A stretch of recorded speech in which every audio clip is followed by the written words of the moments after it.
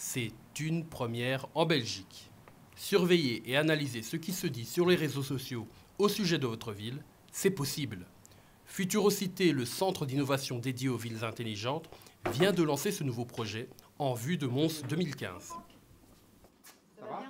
Ce qu'on a proposé à la ville de Mons, vu qu'il y a Mons 2015 qui s'annonce, c'est de leur offrir un outil qui permet d'analyser ce qui se passe sur les médias sociaux, sur Twitter, sur Facebook, sur les blogs, sur les sites web, ce qui se dit sur certains sujets. Évidemment, Mons 2015 est un sujet très important et on veut aider la ville à améliorer son plan de communication et de comprendre ce qui se dit en positif et en négatif sur le sujet.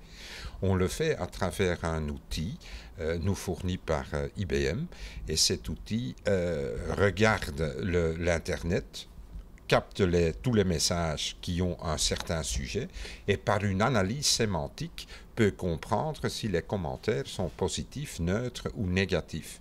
De cette façon-là, on peut évaluer la progression d'un plan de communication et son effet sur l'opinion des gens. Déjà utilisé dans d'autres métropoles européennes, telles que Toulouse en France, cet outil technologique peut fournir de nombreux renseignements aux autorités municipales en vue de mieux optimiser leurs messages et les services octroyés aux concitoyens. Je crois que de cette façon et appliquée avec une ville et une commune, c'est une première en Belgique, oui, en effet. Et vous avez dit que ça existe en France, ça existe en somme mondialement, mais en France, il y a des villes, il y a par exemple Toulouse, qui gère toute sa communication avec ses citoyens et qui en mesure l'effet de sa communication à travers cet outil.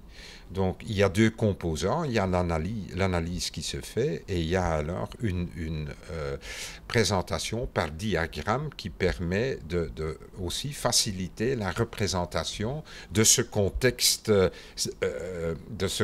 d'information qui se trouve sur l'Internet dans tous les différents médias sociaux. Le projet de Futurocité démontre une nouvelle fois l'ambition de Mons de devenir la ville la plus innovante du royaume.